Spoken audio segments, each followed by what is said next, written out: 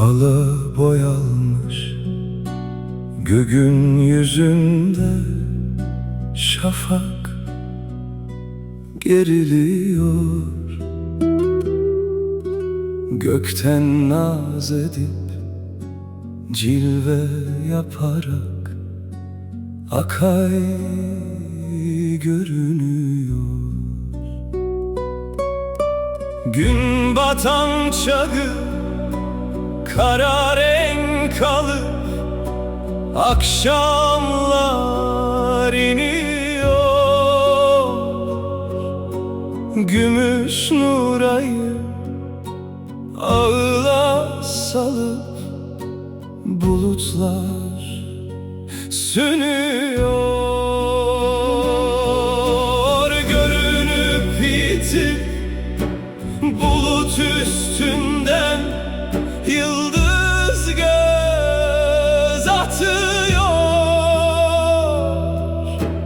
Dallardan kopmuş altın yapraklar rüzgar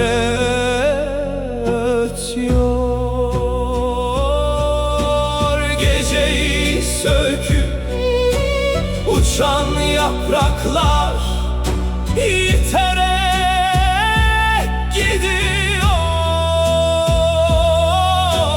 Yapraklar döküp kuramış dallar gamla saz ediyor.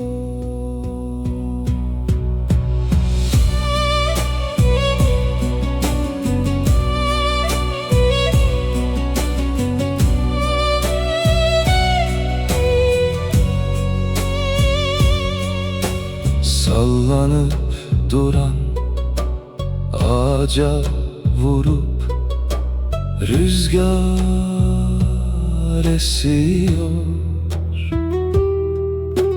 Ağlı kurmuş duvarı söküp bulutu deliyor. Gümüş nurayda cilveli bakıp yine görünür.